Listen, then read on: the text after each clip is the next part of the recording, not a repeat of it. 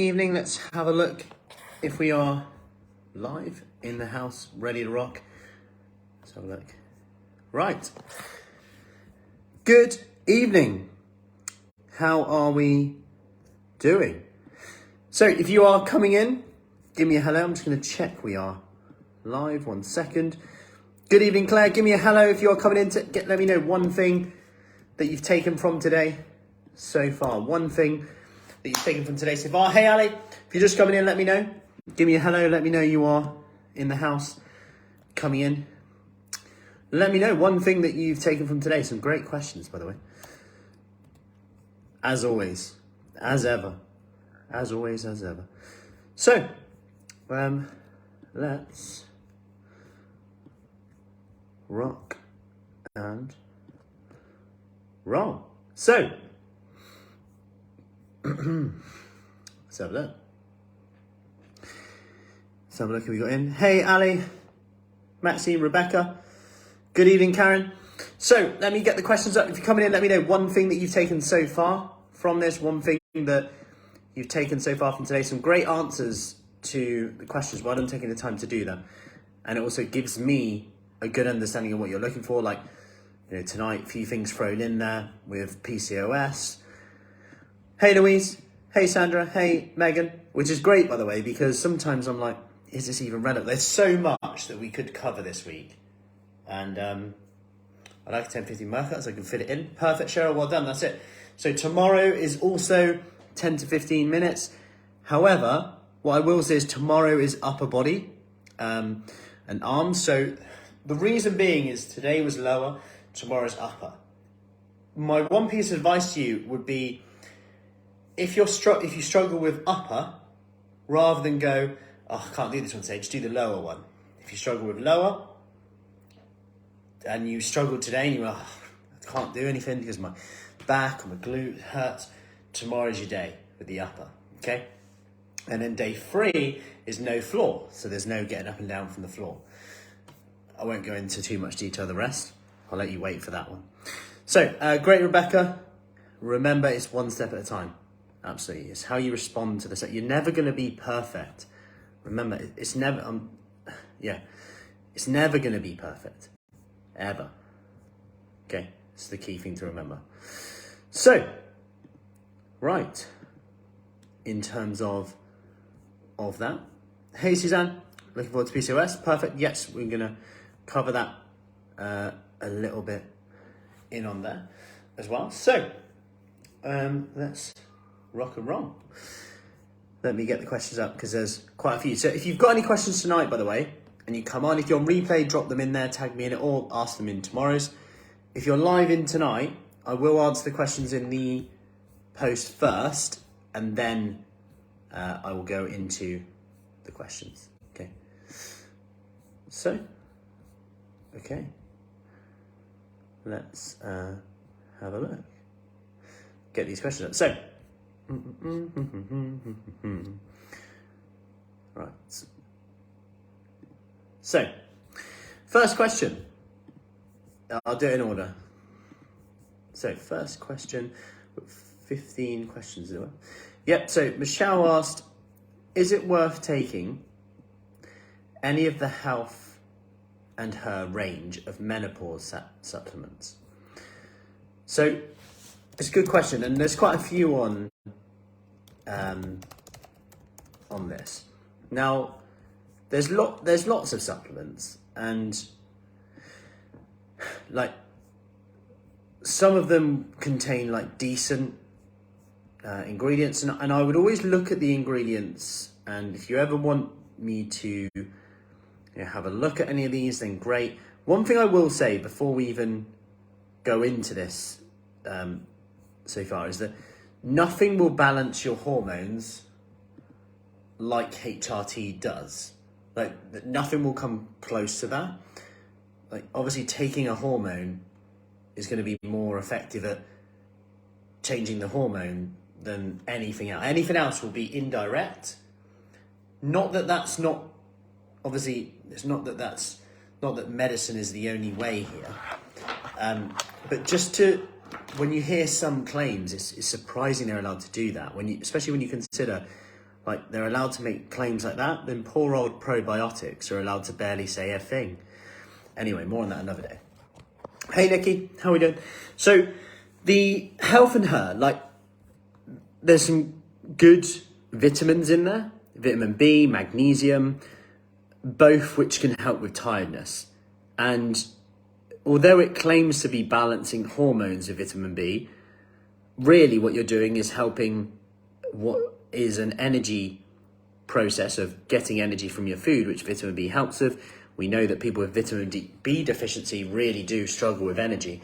So by default, it could help with that. Some of the other ingredients in terms of vitamin C, zinc can also help in terms of sleep as well, which could have an impact on there. You've then got B12 as well. So, I mean, you've got, will it help? Well, it depends on what the goal is. Hey Ola, what's the goal? What are we trying to get out of it, is what I would say. I mean, hormone regulation is quite a big thing to say. Imagine if it was that easy to impact your hormones. And the reason I'm saying this is, like, if it was that easy, think about like people with diabetes, just to give an example that is more relatable. So there's a reason why people have to potentially inject, depending on type 1, type 2, say insulin, which is a hormone.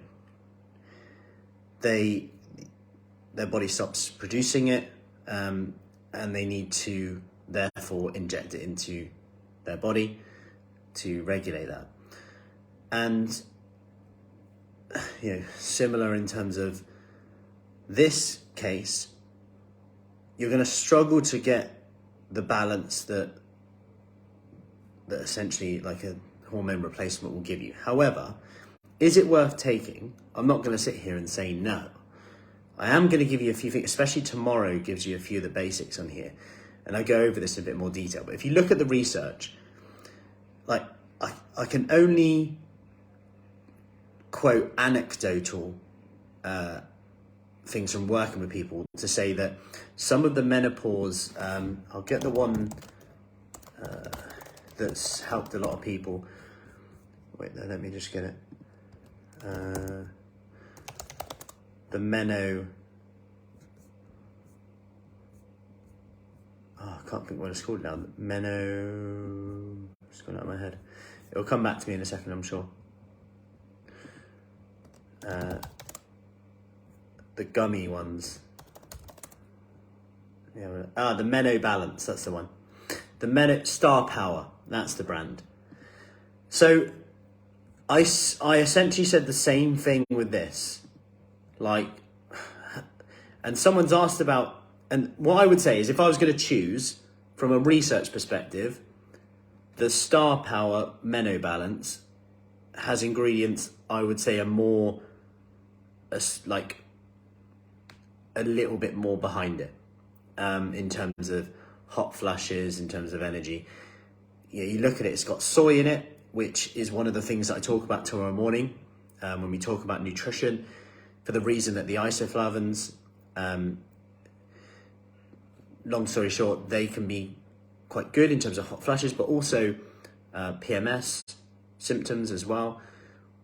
So it's got that in it already. It's also got sage, which I know one of you asked in the questions tonight as well. So with sage, like Karen asked that, is it true? I'll answer that now. Is it true that there's very preliminary evidence, and that is literally how they describe it as well, that it could help. But one thing it's been shown to maybe help with is cognitive function as well. Would I recommend someone taking it? It would be very low down there. And the things go back to basics here. Like, are you getting outside to do some exercise? Are you taking vitamin D? to start in? Are you getting any omega-3 in? Are you having any soy yogurt perhaps in your diet to, one, get some protein in, two, get the soya in as well? So that's something to think about on there. But yeah, it's also got the vitamin B in it. So if I was to take one, if it was me, one, the gummies taste pretty good. They are quite expensive though, I must say. You could probably make your own a lot cheaper.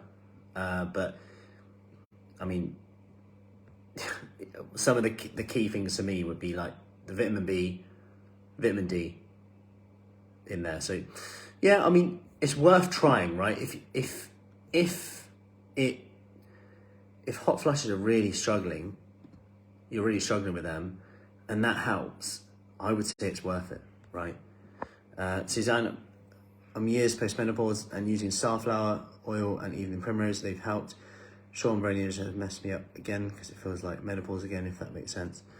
Sorry to hear that, Suzanne, but glad that you've glad that that's helped in there. So yeah, and that's yeah, I mean, it will be very individual as well. Like, you've only got to look at the reviews to this as well, and some people are like, did nothing, other people are like, he did lots, other people are like, what a waste of money. So yeah, I mean, trial it. Feel free to trial it is all I can say with that. Cool, so let's have a look. Cool, perfect, Alex. So starflower and evening primrose combined helped hot flushes. Cool. And yeah, and like, you know, so I can speak to some people and they were like using lots of flax seeds, which may help as well, but the side effects are certain gut issues. Menopace Plus also contains these. Cool, yeah, perfect. So yeah, so there's lots of different brands now. It seems to be more than ever. But yeah, like I said, soya, sage, green tea. Yeah. So one thing I'd just be wary of with some of the ones that take green tea is just, I don't know how much caffeine's actually in it. So if it has got green tea in terms of close to bed, but also caffeine as a potential having an impact on the hot flushes with that as well. So that's one thing to talk about in there and consider. Hey Patricia. So Liz asked, why am I much weaker at certain times of my cycle and how can I change this? So that is actually normal. Weeks 3 and 4, you will be weaker. And there's not really much you can do with that. Other than slightly tweak your training program. And although this sounds really like odd, and I think someone asked about this, about, you know, certain exercise, is it true I should change it? If you're quite regular, certain times, you know, weeks, and athletes will often do this, but it's quite worth doing. Like, we talk about it with weight a lot. So comparing like week 1 of a cycle with week 1 of a cycle, week 2 of a cycle with week 2 of a cycle, week 3 of a cycle with week 3 of a cycle, week 4 of a cycle with week 4 of a cycle. So each month you don't compare the week to week, you compare week 1 to next month's week 1, week 2 to next month week's 2, because that will help with the fluctuations in the weight. And then you can actually see true averages and true changes over time. That's long-winded, but probably the most accurate way of doing it. Why am I much weaker at certain times? How can I change it? So what I would say in terms of weeks 3 and 4, just due to hormonal changes and what happens in that time, you're also burning a few more calories in that time. So if you're not replacing them, it's only like 200 odd calories, but still makes a difference. Like 200 calories could actually be someone's workout a day. So it can make a difference. So, and then you've got PMS symptoms, and if you are someone who suffers with them, you know, you've only got to throw in, like, without even talking about premenstrual symptoms. If I said I'm bloated, tired, hungry, and not sleeping well, you know, like, you're going to probably say you're going to be weaker, right? So consider that, okay, if I'm weaker during that time, should I slightly change my training so that I'm not maybe comparing strength and my lifts and how much I can lift in weeks 3 and 4 to week 1 and 2, but I'm now comparing week 1 to week 1, week 2 to week 2, week 3 to week 4, week 3 to week 3, week 4 to week 4. So you compare every week 1 with every week 1 of each month. Week 2 of month 1 with week 2 of month 2. If you compare the lifts on that, you should see more of a trend and a bit of a fairer comparison, rather than going, oh my God, 3 weeks ago, I could lift this, now I can't lift, why is that? And then we're going, what's wrong with me? And that mentally, psychologically is quite damaging. So I think it's important, if we actually took a step back and compared most things, like, it's like a supermarket going, oh, why am I, why are we so busy in December? Now we're really quiet in January. It's a bit like a supermarket saying that. And it's like, well, maybe we had Christmas, da-da-da. And obviously there's more to it than just, oh, we must have just not done anything right this month. And for some reason in nutrition and training, we often don't think like that. But the funny thing is lots of athletes have been talking about this for years, and for some reason we never really extrapolate this to outside of that. But think how many people exercise, how many people, even performance in your work, and psychosomatics can come into this as well. I don't want you to think that I'm definitely going to be weaker, and that's why I said maybe don't change your training, just compare week 4 to week 4 of each month, because by showing up you might just get a personal best no matter what anyway, and that's quite exciting, right? Hey Liz, just answered your question. So in a nutshell, compare week 1 to week 1's lift each month, compare week 2 to week 2, week 3 to week 3, week 4 to week 4. So you're comparing month on month, rather than week 1 to week 2, week 3, week 4. So all your week 3 lifts, all your week 4 lifts, that would be a better thing to do. Cool, hope that helps. Karen, is it true that apple cider vinegar can boost your metabolism? If not, what does it help with? So it won't directly boost your metabolism. However, there's literally no harm in taking this whatsoever. One, it's quite delicious on salads, I think. And vinegar in, I guess you meant apple cider vinegar, right? Not apple cider. I assume. There's no vinegar on the end of that. Was that to trick me to say, yes, have apple cider with your salad? Karen, are you having me on here? If it's apple cider vinegar, which I think you meant, then yes, have it. In terms of blood sugar levels, it could help, number one. So it has been shown, it helps your gut as well release something called butyrate as well, and other good fatty acids which help with hunger. It can help blood sugar spikes. It can also potentially help keep you fuller for longer as well. So there's no harm in using it at all, especially on, like I said, on a salad dressing, if that also helps you almost see it like a bit of a low calorie salad dressing as well. Hey Sandra, so that is probably as good as it will get on there. I think some of the claims on apple cider vinegar are probably a bit overstated. However, there's no harm in having it whatsoever. That there'll be more benefits than drawbacks. If you've got a tickly cough as well, great for that. I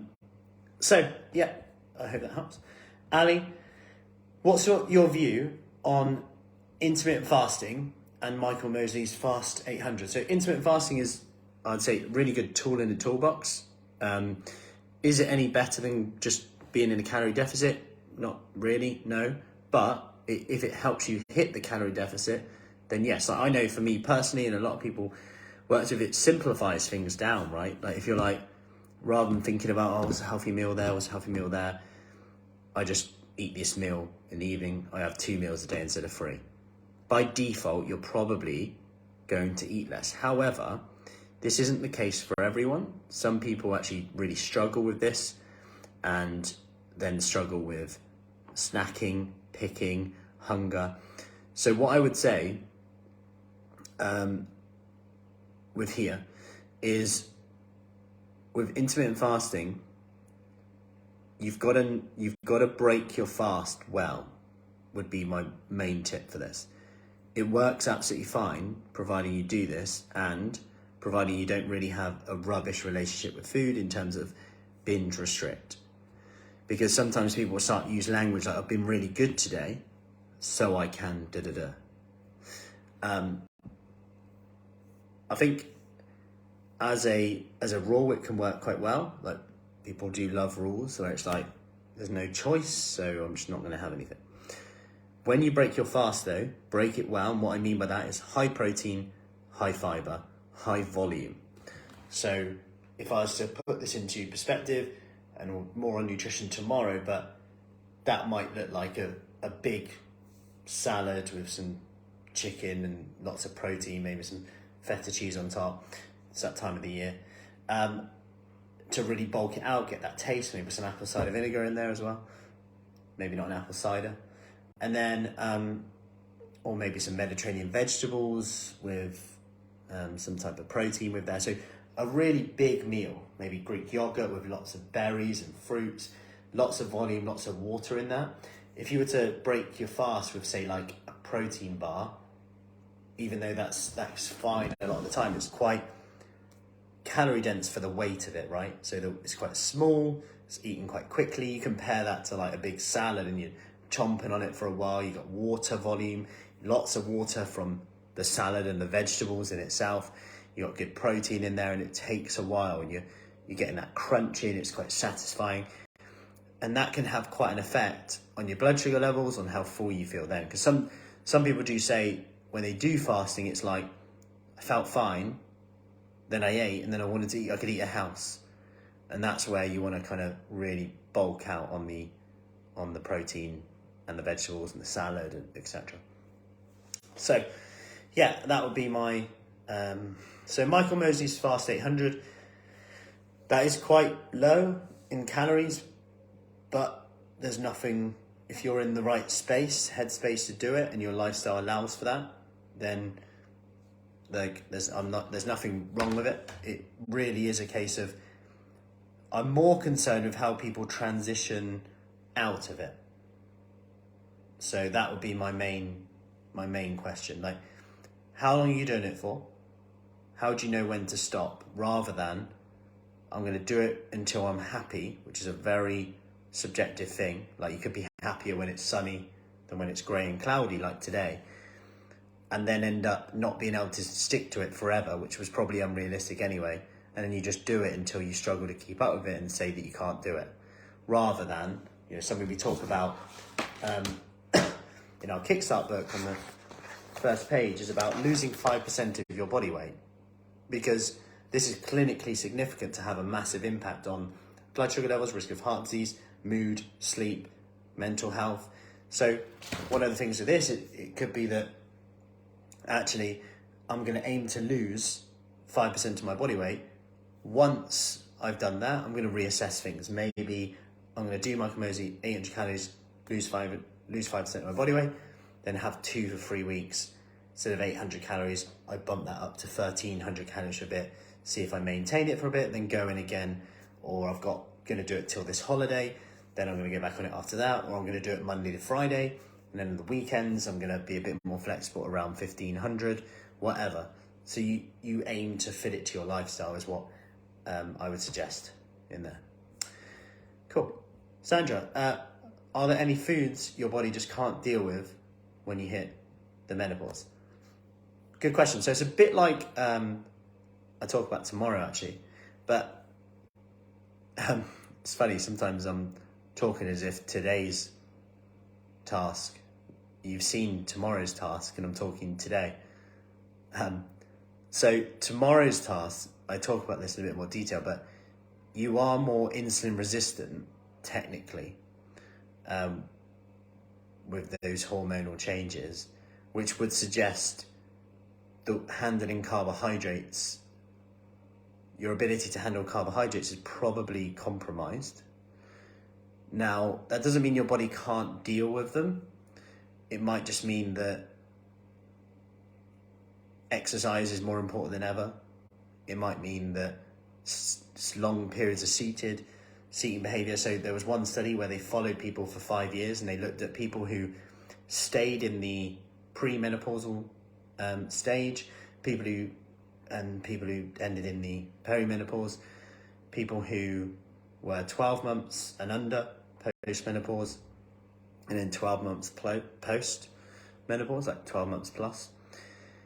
And they looked at different things that happen throughout the stages, and the number one thing going when you hit menopause was reduction in calories burned through physical activity. And if you throw in as well, like the hormonal changes that happen that are associated with insulin resistance, you've got like two things happening at the same time. You've got less exercise, which potentially impacts insulin sensitivity and how you handle sugar and carbohydrates. And then at the same time, you've then got the hormonal changes which impact that. And then if you throw in things like associated with like hot flushes, poor sleep, tiredness, you may then perceive that foods are going to give you energy, which we know from research that they actually don't. In terms of, if you're tired, I'll just eat. Really, when we're tired, we just need to go to bed. I know that's not always possible, but at 9 p.m. it actually is, right? As hard as that sounds. I had a conversation with someone the other day, and I could relate to this massively. They were like, sometimes I just could eat a house at 10 p.m.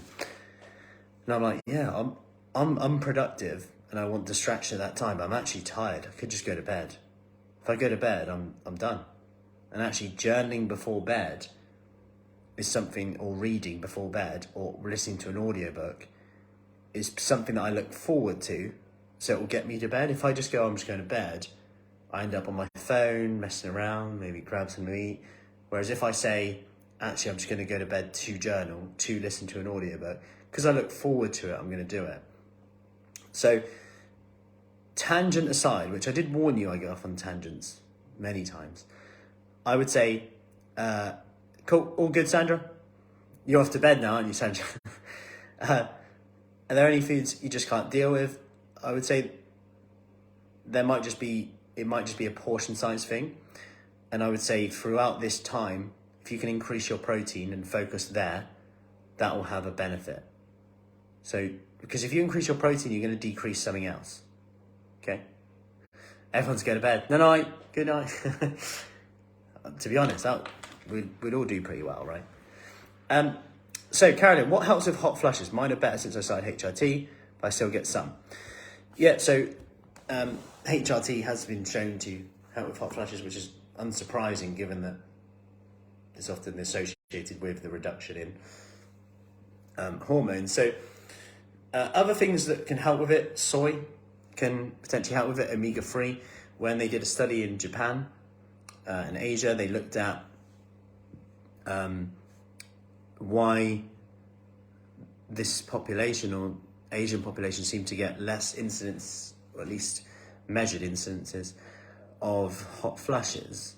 And they do seem to have a higher intake of soy and a higher intake of omega-3. And they gave people 3 portions a day, 2 portions and 3 portions a day of soy, Western people. And that showed a reduction in hot flushes. And something I talk about in tomorrow's task is, when trying to increase protein intake, maybe try and, if you don't mind it, I'm not saying you have to do this, but maybe looking at that research and going, you know what, there's enough there, maybe I should have that on there. So yeah, maybe that's an option as well. Sometimes, rather than thinking, what helps with hot flushes, a better question sometimes is, what doesn't help with hot flushes? And that's alcohol. Is everyone turning off now? Alcohol, smoking, lifestyle related as well, could potentially help as well. So it's an interesting one.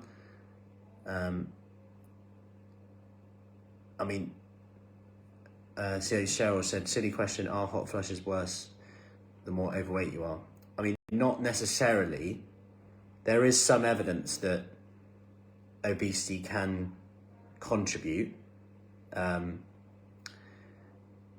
obesity can contribute to hot flushes.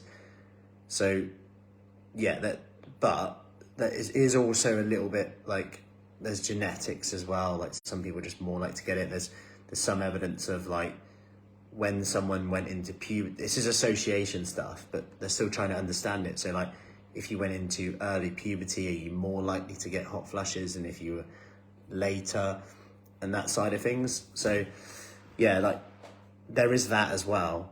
But yeah, I think being obese, overweight would probably increase your risk of getting them, for sure.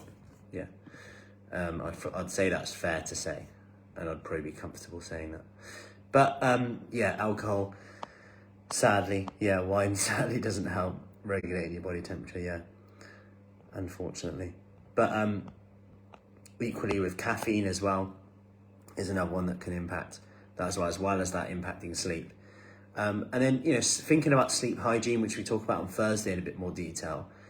But sleep hygiene is a really important thing, like avoiding screen time before bed, keeping your bedroom as cool as possible, like 18 degrees, dark, can really help.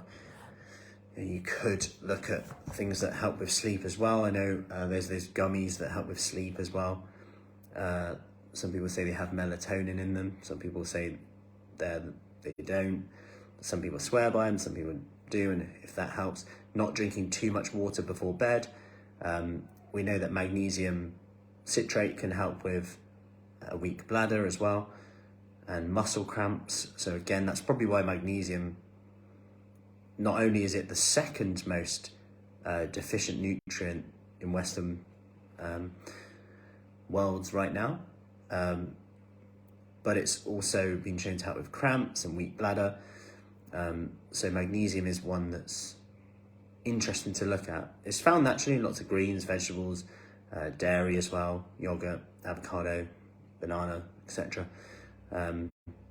So yeah, there's that sleep coach, and I have no idea if there's any research on this, but Nick Littlehales, he's worked with Real Madrid, Manchester United, Chelsea, etc. He used to come up with all sorts of little sleep teas and stuff like that, and rituals for the players, such as banana skin, so the skin of a banana,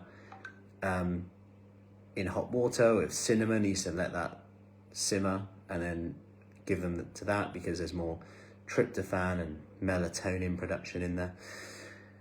Whether that helps or not, who knows? But even if it works as a placebo, why not? I have tried it once, and it's actually surprisingly nice. So what tips do you have for not sleeping at night? Are you waking up and not being able to get back to sleep? The biggest tip I could give you is not to put too much pressure on getting back to sleep. One of the issues we struggle to get back to sleep, or we think that we have to get back to sleep straight away. And in terms of that, one thing I would say is actually to just do something that's restful, whether that's listening to a meditation, whether that's just resting your eyes, whether that's journaling. Don't reward yourself, like don't get up, have a cup of tea or anything like that. It's like the worst thing you can do, because your body will associate waking up with a good thing. And that's where reading is a bit of a difficult one, but sometimes reading not to get back to sleep, sometimes meditating not to get back to sleep but to rest, because the research shows that that's a way that is restful, maybe nearly as restful as light sleep for sure. And actually not putting pressure, going, why is this not making me go back to sleep? Because often I've said, if you wake up in the night, just do some meditation, can you read a bit? But it never works. What do you mean by works? Well, I never fall back to sleep. That's fine. You know what, your body, you'll probably just have a great sleep tomorrow night. And that's sometimes an important thing, because if you're not going to be able to get back to sleep, worst case, you'll probably be really tired the next day. And if you can get through that, not compensate too much of caffeine, etc., you're probably going to have a great sleep the night after. And I spoke to one person, they used to get up, not the middle of the night, close to when I actually wake up, like 3:30, 4. And in the summer, they were like recently, they were like, you know what, we started talking about steps, and they work long hours, a bit stressed. They're like, I've just started getting up and walking. They're just going for a little walk. And I thought, that's fair enough. And that could be an option as well. I feed my tomatoes with banana skin water. Are they sleepy, your tomato? Good work. I didn't know that, Suzanne. Good. I've got tomatoes in my garden which are massively in need of some TLC right now. So, brain fog. Where are we? So I hope that helps, with sleep. That would be one for waking up in the night. Try that. Make sure it's dark as well. Don't check the time as well, if you can possibly not check the time. Either way, you're going to be stressed if you check the time.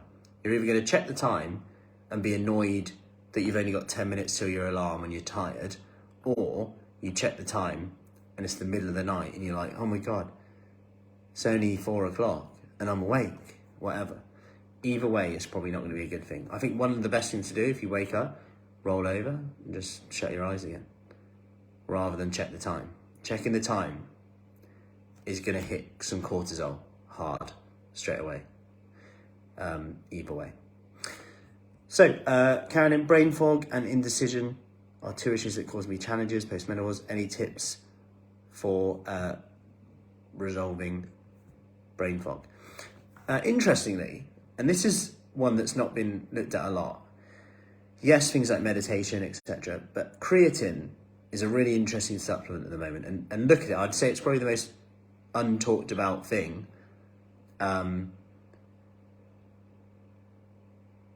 around right now. So creatine was initially out there for sports, performance. It's naturally found in like meats, etc. And it's stored in your muscles and can help with those explosive movements, fast pace, speed, power. Then they started looking at it for endurance. Then they started looking at it for muscle loss. And they started looking at it for now cognitive health, Alzheimer's, ADHD, and cognitive health.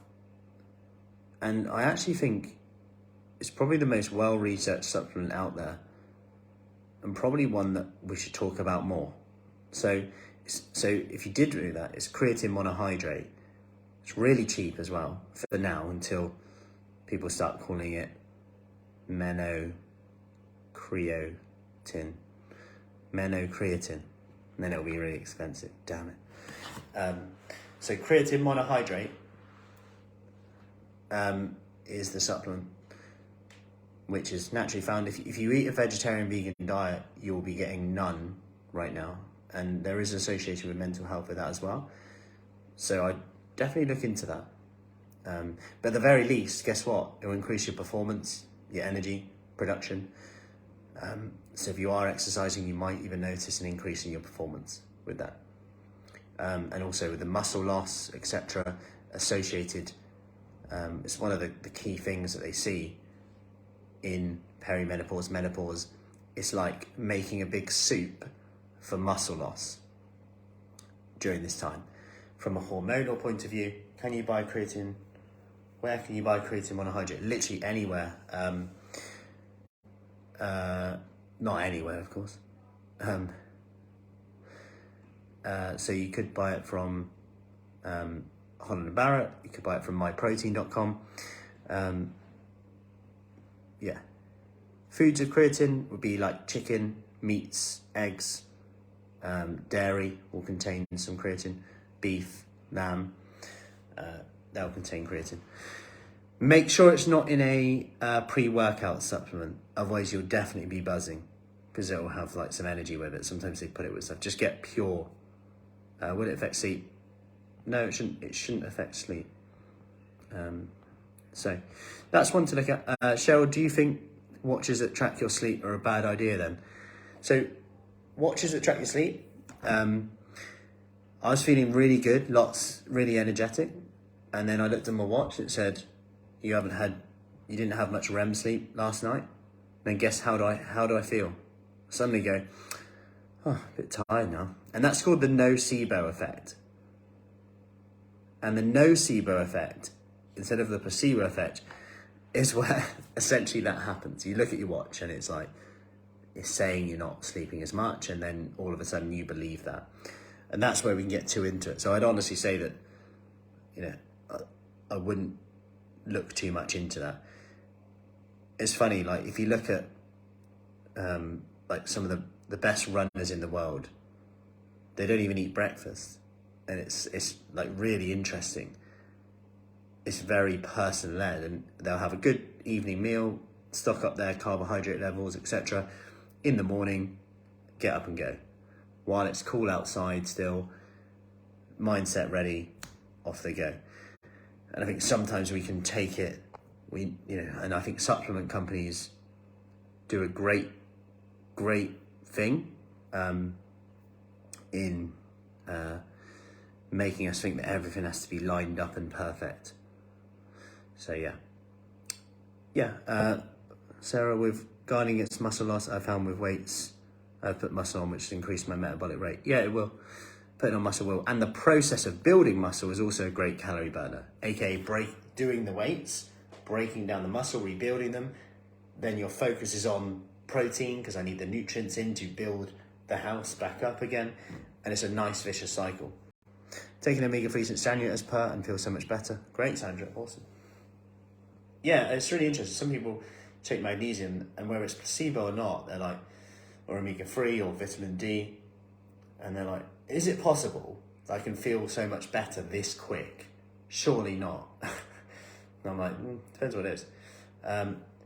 Thanks, I'm definitely not wearing mine anymore then. I have to bow out now to need to go some downside before I go to sleep at 9:15. Rarely get beyond that time this week. No worries, Sharon, all good. We are nearly there on the questions, by the way. Karen, are there any vitamin supplements that help with the symptoms of the menopause?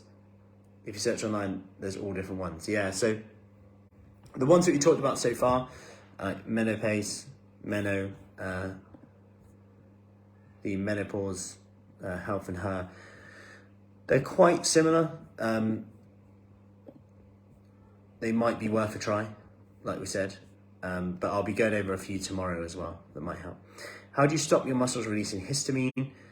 Unfortunately, you kind of can't really. It is quite a natural reaction during exercise. If you do have histamine issues, then I would say, around your workouts, meditation, going for walks, having a bath, if you take anything like an antihistamine as well to help with that.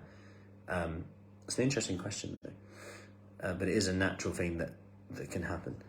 Why are hot flashes worse after eating sweet foods? Chase, that could be linked to blood sugar levels and obviously your body then processing the food. Also, if you eat a lot of food, remember things like meat sweats, if they're quite moreish and they're highly calorific, you're obviously digesting all of those calories then, which could make the hot flushes worse as well. It could be something to do with the false energy it gives you as well. Since the menopause, I have times when I'm hungry, when I'm not hungry. Should I just eat when I'm hungry? You mean, right, Claire? Yeah. Yeah, to an extent, eat when you're hungry, listen to your body. But if you find yourself then kind of binging later, just make sure that you have something planned. So still prep your lunch if you can, prep your evening meal, I would say. And then when it comes down to it, if you're not hungry, save it. You got it for tomorrow, worst case. Bit like me, bit like us. One of my youngest daughters got their settling in days at school this week, ready for September. And we had we weren't really sure which days they need lunch and which days they not. Worst case, she takes lunch in, she's got lunch for the next day. Done. Sarah, I'm on HRT for perimenopause. I also have PCOS, which causes fatigue and also some dizziness. How do I best manage the fatigue? So with PCOS, so polycystic ovary syndrome, this is an interesting one. And what I'd ask, Sarah, if you're on now, have you ever heard of inositol? So have you ever heard of inositol? Inositol, it's a bit like vitamin B, I would say. But it's not vitamin B. You can't just take vitamin B and get that. But the research is very, very good on PCOS in terms of hormones, in terms of like androgen, so estrogen, testosterone, and also insulin resistance. So you haven't heard of it. So I would definitely ask your GP consultant about it, and show them it. You can get it from lots of supplement stores now, actually. And it was originally out there for anxiety. But there's lots of research where it's head to head with metformin, and it has basically the same results, if not they're better when they're sat together in terms of insulin resistance. And it's quite interesting that it's not talked about, and it's quite cheap as well, probably. I don't want to sound like a conspiracy theorist, but probably why it's not talked about that much. And one thing I'll say is I can't say whether this has definitely helped, but I've worked with people who've really struggled to get pregnant, and they've gone like, so this has happened about 3 times. It's not loads, but it's just quite interesting. They've all had PCOS, and they've been like, and I've gone, try inositol. Yes, and then the worst, it was like no side effects to it. So it's like, try that. And there's been times where either someone's got pregnant, but unfortunately not got through the whole process. But 2 times people have actually like gone, I can't actually believe that we've had it. Now it could be totally random, but when you look at the research, you kind of think that there's something to it. So birds and the bees. But diabetes risk at the very least, energy levels at the very least, insulin resistance, risk of diabetes. With PCOS as well, generally like a lower carb diet would probably be a good thing to start with. Like if you think about insulin resistance being higher, I don't mean 0 carb, just slightly lower. Increase your vegetables, fiber, increase your protein, keep that. My friend has that problem. I'll put it in the comments for you. It is INOSITOL,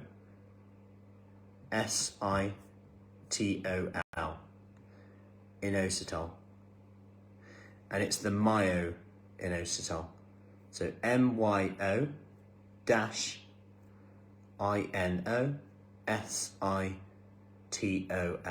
That's MYO little dash INOSITOL.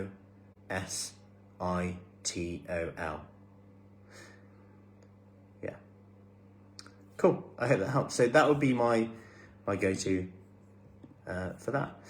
So I think that's all the questions tonight, which has been great, by the way. Some great questions. And I always find that the Q&As are sometimes, I mean, correct me if I'm wrong, but sometimes more valuable than the morning. They are a bit more in depth, and I appreciate not everyone has the time to sit down and go through it, but I do think that's where we can really get into the nitty gritty of exactly where you're at the moment and give you some more specifics on here. Cool. Yeah, perfect. Brilliant. So, any questions, just let me know. And tomorrow morning we go again, nutrition, boom, straight in on there. Training, exercise as well.